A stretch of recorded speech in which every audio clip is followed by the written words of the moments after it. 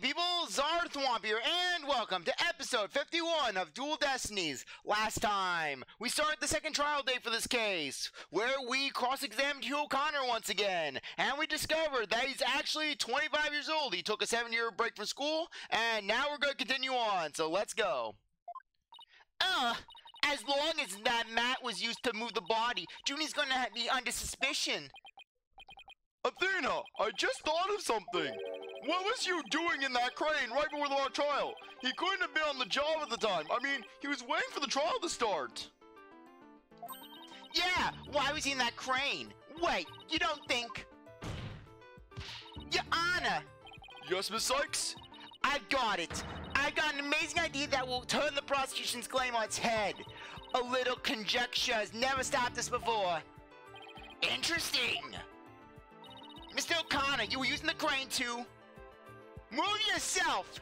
You were sitting there, just, like, Jabba the Hutt and having the crane move yourself.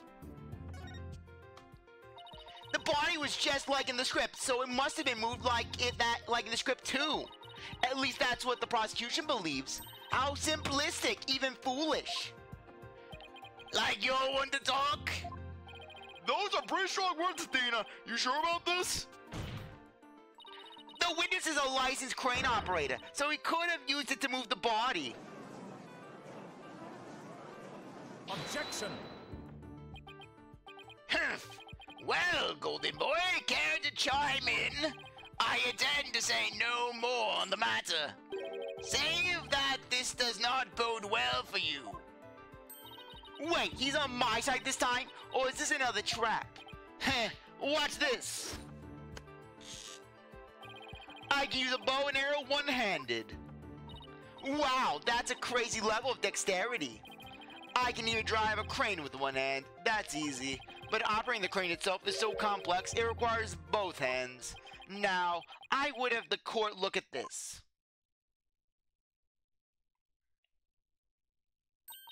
Oh, please tell me that's a ketchup stain.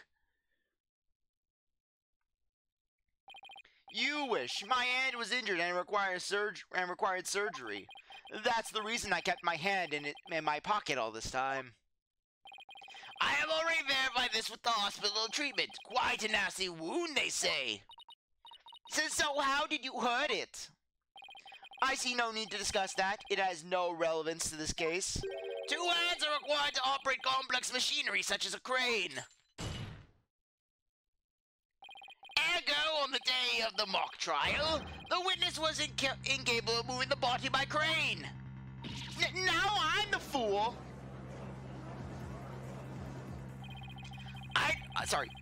I planned on moving the crane the night before the mock trial, but then I got injured. Why, to keep my part-time job a secret, I had to do it just before the mock trial instead. And here I thought this was the big break we've been waiting for. Now that the defense's sophiscery is laid bare, I would have the court recall my claim. The body was dropped out of a third-floor window to a mat near the maintenance area. Then a ball cart was used to move it to the stage. See, I was paying attention. Do I get a cookie? No! Well done, your board. This now consider this. The accused was cited dragging that mat. Ergo, it was she who moved the body.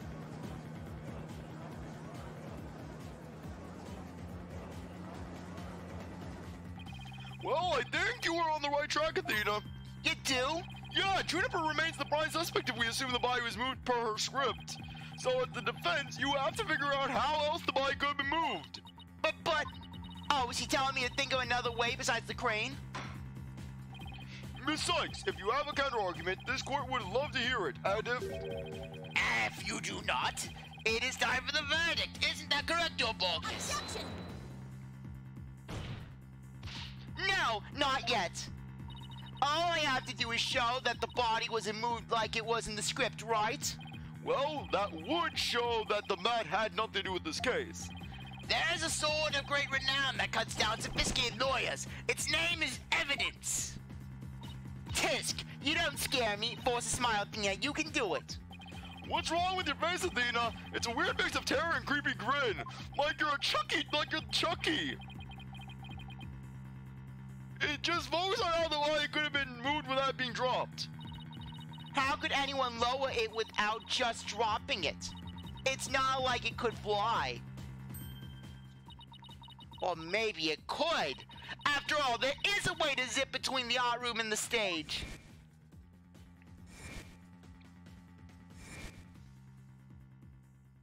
Someone could have easily used that thing.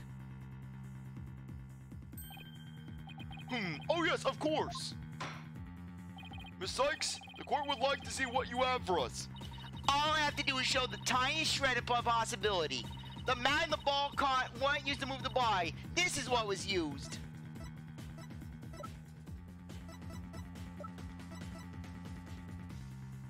Take that!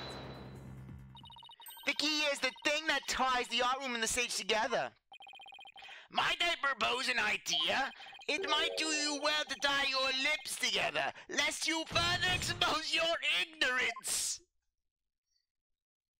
This isn't exactly the time for black comedy, Prosecutor Blackwell.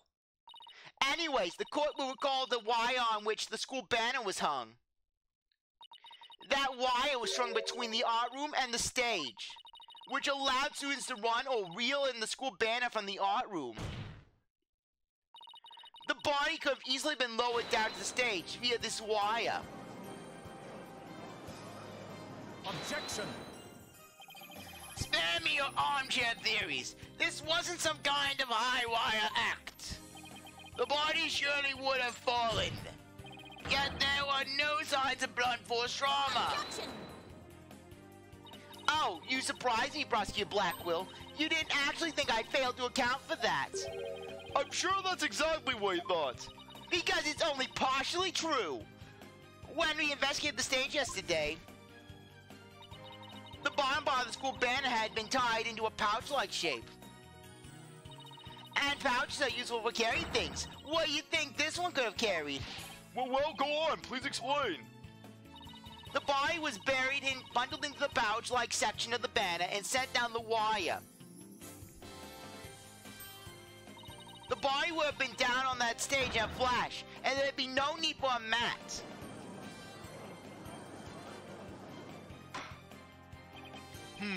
I've heard the phrase carrying the banner, but the banner doing the carrying? Objection! I have no patience for you and your cheap parlor tricks. Your claim is as shaky as a corpse performing that absurd high wire act. If you have an actual objection, then just come out and say it. I trust you recall the bloodstains left on the art room pottery. If the wire had been used to move the body, it would have to be via the window above the quad, the one with the winch. However, the bloodstained pottery was next to the window above the maintenance area. Ergo, the wire and banner had not at all to do with this case. Oh, the bloodstained pottery. I remember that. This doesn't look good. We'll be back to the mat theory if you don't do something. Well, Miss Sykes, I hope you have something better this time than a circus act. If my wire theory is true, then that blood on the pottery must not have been...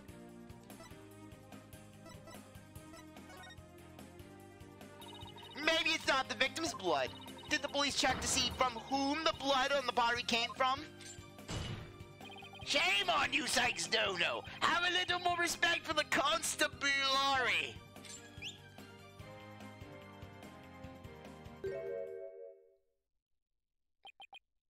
Fulbright! Looks like they didn't check it. Don't let it get you down, Prosecutor Blackwell. Everyone makes mistakes. Spare me your cheek. We will know not either way till the tests are run. True, but in the meantime, I'm gonna press my claim as far as I can. Your boldness! I demand that the blood on the pottery be analyzed this instant. Of course, it shouldn't take long to get the results back.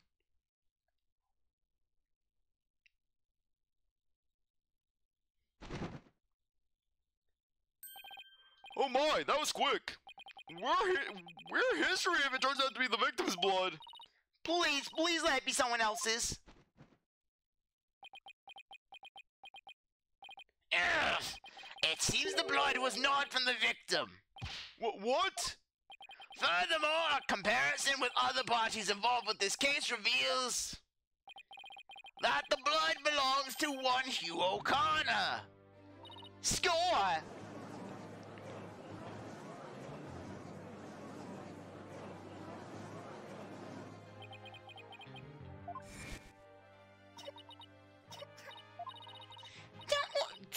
Don't worry, Junie, just try to relax. Use hands. His hands were dripping with blood.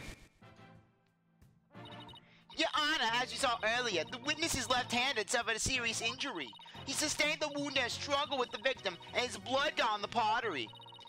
Then Junie saw his blood-stained hand as they passed each other in the first floor hall. It's the only explanation that covers everything. Objection! There's but one way now to turn aside her blade, but do not cast blame on me. Your grudge is with Sykes, Dono, for it is she who forces me to expose your secrets. But fine, whatever. Wow, how much dirt does he have on Hugh? The court will observe this odd-looking envelope. It was inside this that Miriam Scuttlebutt's script was found. Miss Scuttlebutts, but didn't the prosecution already claim that this envelope is the one that contained the script? Circumstances have changed. You see, Golden Boy had hidden this from us all. Let's see here. My word. Talk about the world's most painful paper cut. Indeed. You can clearly see that if this envelope is not opened correctly, a powerful spring-loaded blade will shoot forth, leaving a horrible gash upon the hand. The only one who had been told of the correct way to open it was Constance Court. You really want to see my script that bad? Well, you better watch out. Read it without my permission, and you'll wish you hadn't. Yikes! Miriam wasn't kidding when she said that. The blood on this blade is the witness's. Our genius here tried to sneak a peek at the wrong script and paid for his foolishness. Ouch! This guy's the worst genius I've ever seen. Don't worry, Athena. The wound isn't that deep. We've still got the wire theory. I got it. Since the blood by the window overlooking the maintenance area isn't the victim's, there's no longer any basis for denying the body was moved via using the wire banner. Therefore, the defense once again asserts just that.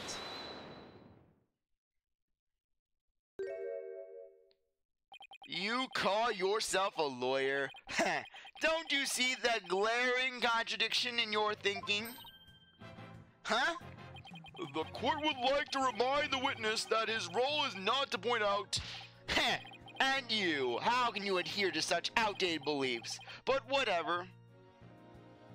It seems you've forgotten the two statues that were on stage directly below the wire. A bison sliding down that wire will crash into them. Can you explain that away?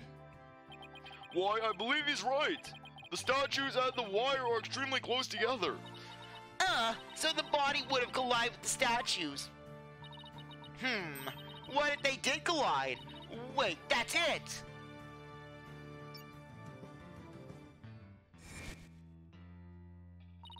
Speaking of those statues, we still don't know how they were broken.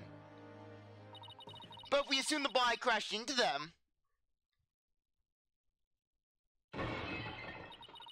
that would also explain that loud sound we heard while we were in the waiting room.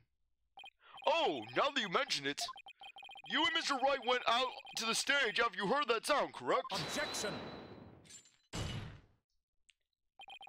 Interesting! How very interesting! But may I ask just one question? When was it that you heard that said sound? It was a little after the mock trial started. Mr. Wright and I were practically bored to tears there in the waiting room when... Precisely! If that sound you heard did happen while the body was being moved, that would place it during the mock trial. Oof! Which means the body wouldn't have been there before the mock trial started. You see, right before the mock trial started, I saw the body. He said he saw the body before the mock trial. If so, then my claim that the body was moved during the mock trial doesn't hold water. Stupid contradiction. It's gonna get me and our case killed. The focus was on just 3 suspects because the body was moved before the mock trial. That has been the major premise thus far. Your assertion, therefore, contradicts the very foundation of this case. Objection. Both sides still lack incontrovertible evidence. So, should we not also treat Golden Boy's testimony with some level of suspicion? Good point. Ugh! But Prosecutor Blackwell is on our side. I base figured out the truth behind this case. Well, great, as long as he's not up to something else. If the statues really were broken when the body hit them, then your statement about seeing the body before the mock trial is a big fat lie. Okay, Mr. O'Connor, let's get to the bottom of this contradiction about when you saw the body. Look me straight in the eye and repeat your statement to me. Like I said before, before the mock trial, the body was, you know. I shall omit this once, Golden Boy. You had best tell the truth, and do it now. That is, if your head wishes to enjoy the continued companionship of your body. Yikes! Now, out with it. Did you truly witness the body? Or were you just lying about it? Well, which is it? You what? I never saw the body. Are you sure about that? Lie in this court again, and I'll charge you with perjury. There was no body on the stage. I've been lying about that this whole time. I'm sorry. Yes, we exposed you's big fat lie for what it is. But why would he lie about this to begin with? Order! The base premise is that the body was moved before the mock trial has been overturned. I imagine this has an impact on both the defense and the prosecution's case. Well, first I'd like to thank the prosecutor. This brings us one step closer to the truth. Now at least we know the body was moved using the YN school banner. Indeed! That's much I shall concede, Sykes-Stono. The body was moved as you stated, and in the midst of the mock trial. So both sides are satisfied then? Humph! If the body was moved before the mock trial, we have our 3 suspects. But if the move took place in the midst of the mock trial, it's an entirely different story. Right. All 3 suspects were in the mock trial. That gives them solid alibis. Objection. Humph. Sorry. Humph. How simplistic did you forget about? The student in charge of the audio. Amidst the mock trial, she was the one soul who could leave and re-enter the lecture hall. What's this? Who is the person in charge of the audio? Oh no, how could I forget? It was... Hey, what's the deal here? Why is Junie so large in this shot? Juniper was also in charge of the audio. When she wasn't in the trial, she was in the audio room dealing with the music. Indeed, the one who could enter the art room amidst the mock trial to move the body was none other than the accused, Juniper Woods, for she was in charge of the audio. No! Well, yes, I see. That does make perfect sense. This can't be happening. Instead of exposing huge crimes, Junie's in even deeper. No matter how you slice it, we're cooked. And yeah, I thought Prosecutor Blackwell was on our side, at least on this issue. The Twisted Samurai strikes again. Twisted? It's more like dirty rotten. Your boldness. It is time to put an end to this farce. The prosecution has presented a quite convincing case, but the defense has one last chance to voice any remaining objections. Well, Miss Sykes? Apollo, what are we gonna do? I've got nothing left. Nothing, nada, niente. I've been trying to think of something, but I'm drawing a big blank too. Poor Junie. Unless we figure out something, she'll be... objection, objection. Well, I object to...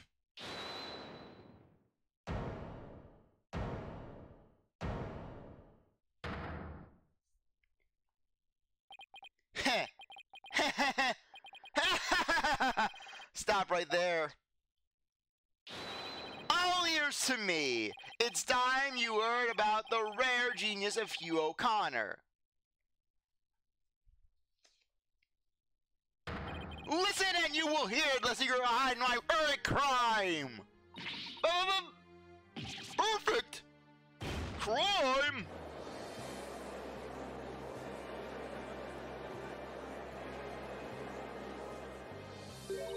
Wait, this is some serious deja vu. Didn't we just go through something like this yesterday? Yes, we did. This had better not be another one of his enraging traps. The murder, the moving of the body, the cover-up, it all sprung from my brilliant mind. Well, go ahead. Arrest me. Take, the real killer is right before you. Order, I say! Mr. O'Connor, you already confessed yesterday. Then earlier today, you recanted your confession. As if you mouth breathers could comprehend my genius, the end justifies the means. Now bow down and kneel. Kneel before my great and maddening intellect! Objection! Enough! The only thing maddening is the enormity you bear for all to see. For it is impossible for you to have been the perpetrator behind this crime. There's no perfect crime, only a perfect alibi for you were at the mock trial. And it is silly that I must remind you of this, but you were a participant the entire time. There shall be no mercy if you persist in hindering this trial with your silly little act. Hugh doesn't seem the least bit shaken by Blackwell's threat. Listen, Mr. Prosecutor, calling that a perfect alibi is beyond contempt. Your Honor, I'd like to take this opportunity to offer further testimony. I will now demonstrate the very moment of genius that transcended even perfection.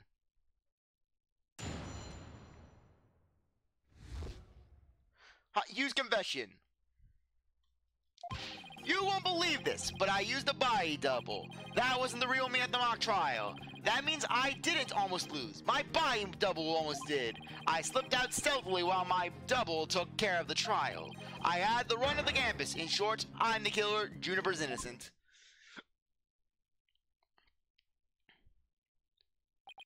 I have a question I was hoping the defense and prosecution might help answer. Is it just me, or does the witness's testimony make no sense at all? No, it's not just you, Your Honor. All I got from listening to that was a headache. Yeah, that was just plain weird, especially the whole thing about body double. Well, I'm relieved it's not just me. And the prosecution? Your boldness! Summon an ambulance this instant. The witness is stark raving mad.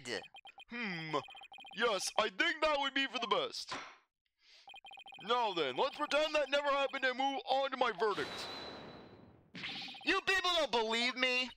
It's not a matter of not believing you. It's more along the lines of questioning your sanity. Yeah, the funny farm called. They want their genius back. Shut your pie holes! The intellect of a genius transcends even logic. Besides, don't you guys have that weird device for testimony like this? Which we'll use in the next episode, because I think that now would be a good time to end things off. Anyways, I really appreciate that you stuck around to watch this episode. You're a great viewer, and I hope you come back for the next one. If you like the video, like, subscribe, comment, share, do whatever you want, and without, see you next time. Bye.